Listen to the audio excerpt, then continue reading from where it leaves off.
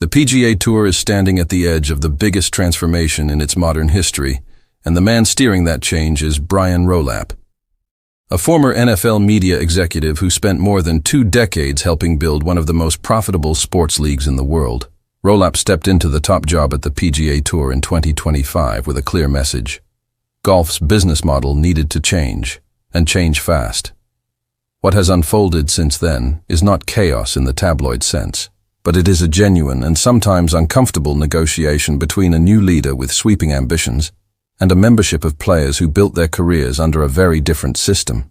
To understand why this moment matters, it helps to rewind a little. For years, the PGA Tour operated with a packed calendar of events, many of them without a 36-hole cut, meaning players could tee it up on Thursday and collect a paycheck no matter how they played through the weekend. Fans complained that this took away the drama that used to define tournament golf, particularly on Fridays, when the tension of just trying to survive to the weekend used to be part of the sport's appeal. At the same time, the rise of LIV Golf, backed by Saudi Arabia's public investment fund, exposed cracks in the PGA Tour's business approach. Big money, guaranteed contracts lured away stars, lawsuits were filed, and for a period the entire structure of professional golf felt uncertain. Rolapp has been careful to say publicly that his reforms were not simply a reaction to LIV, but few doubt that the competitive threat accelerated the urgency behind his plans. The centerpiece of Rolapp's vision, unveiled in detail at the Travelers' Championship in June, is a 2-tier system built around what the Tour is calling the Championship Series and the Challenge Series. The Championship Series will include somewhere between 23 and 24 events each season, featuring the 4 major championships, the Players' Championship, international team competitions like the Ryder Cup and President's Cup, and a reworked postseason. Regular season events within this top tier will feature fields of about 120 players, a return of the 36-hole cut, and minimum purses of $20 million. Below that sits the Challenge Series, a tier of at least 20 events with larger 144 player fields, its own cuts, and purses, starting at $4 million. Crucially, the 2 series will be linked by promotion and relegation, meaning a portion of players will move up or down between tiers based on performance each season. Under the plan, at least 90 players will retain their spots in the Championship Series, while 20 players from the Challenge Series earn their way up, and the lowest performers in the top tier get bumped down. For fans, the appeal of this new format is fairly intuitive. Bringing back cuts restores jeopardy to the weekly grind of tournament golf, and a promotion and relegation system borrowed loosely from global soccer creates stakes that stretch across the entire season rather than just the closing months. Rolapp himself has framed the changes as being grounded in meritocracy, arguing that the sport needs clearer pathways, higher stakes, and more frequent matchups between the best players in the world. He has also pointed to scarcity as a guiding principle, meaning fewer total events, but higher quality and higher stakes for each one, a philosophy pulled fairly directly from his television and media background. Where things get complicated is inside the locker room.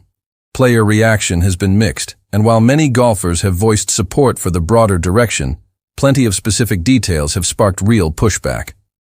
One of the clearest points of tension involves scheduling density. Players have told Rolapp directly that they do not want to be asked to play more than 3 consecutive weeks without a break. This concern became especially pointed when the early 2027 schedule, which does not even reflect Rolapp's full new vision yet, revealed that the Cadillac Championship, the Players' Championship, and the Arnold Palmer Invitational would all be played in 3 straight weeks. Golf analysts have suggested that if the calendar cannot build in rest weeks around demanding stretches like that, tournaments such as Bay Hill could suffer, with some of the sport's biggest stars opting to skip in order to protect their bodies heading into the majors.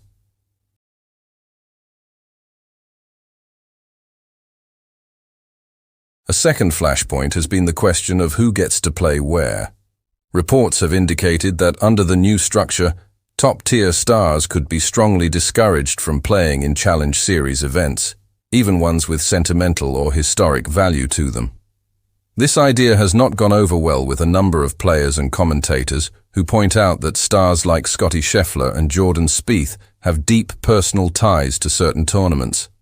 Scheffler, for example, has a hometown connection to the CJ Cup Byron Nelson, an event he won convincingly the year before.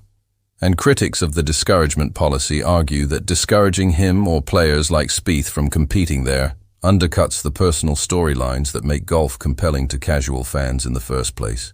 Beyond scheduling and eligibility, there is also the unresolved matter of LIV Golf players and their potential return to the PGA Tour. Rolapp has walked a careful line here, saying that any reinstatement decisions will likely be handled on a case-by-case basis and that timing matters.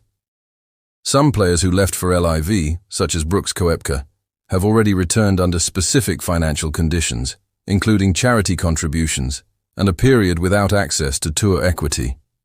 Others, like Bryson DeChambeau, remain more complicated cases, partly because of his continued involvement in the original antitrust lawsuit against the tour. Rolapp has said he does not intend to make LIV reinstatement a priority issue until closer to when decisions must actually be made, a stance that has left plenty of players offering opinions in the meantime.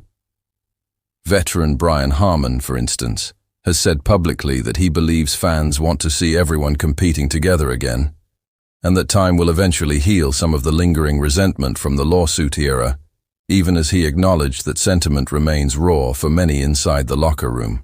None of this suggests golf is collapsing or that a small group of rebel players is staging an uprising against Rolapp personally.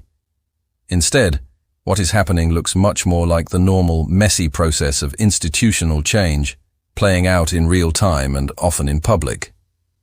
Rolapp has been transparent about the fact that many details are still being ironed out, telling reporters that conversations with players have shaped decisions along the way, and that plenty of ideas, in his words, started out bad before being refined into something workable. He has described his approach as beginning with a blank sheet of paper and no restrictions on ideas, a mindset clearly shaped by his years helping the NFL modernize its own media and competitive strategy. Eligibility for marquee events is another lingering fault line. The idea of steering top-ranked players away from Challenge Series events, even ones with personal or historic significance to them, has already generated pushback, and it is easy to see why. Golf's appeal often comes from these individual storylines, a hometown hero defending a title, a rivalry playing out at a course with history attached to it, and any policy that feels like it strips away player choice risks alienating both the athletes and the fans who follow them. Rolapp will need to find language and rules flexible enough to preserve those moments without undermining the scarcity principle that anchors his entire redesign. Then there is the LIV question, which continues to hover over every other decision the tour makes. Even with several defectors already working their way back through negotiated return terms, the more prominent names tied to the original antitrust lawsuit represent a thornier problem, mixing legal history, unresolved trust issues, and competitive fairness concerns among current tour members. Rolapp has signaled he is in no rush to resolve this piece, but the longer it remains open, the more it will shadow conversations about the sport's unity heading into 2028. Ultimately, this is a test of institutional patience as much as vision. Rolapp has to keep enough stakeholders aligned long enough to see the plan through implementation, without letting compromises pile up to the point where the final product barely resembles what he first proposed. If he manages that balance, the 2028 season could mark a genuine turning point for professional golf. If he does not, this ambitious blueprint may end up remembered as a case study in how good ideas get diluted by the realities of consensus building.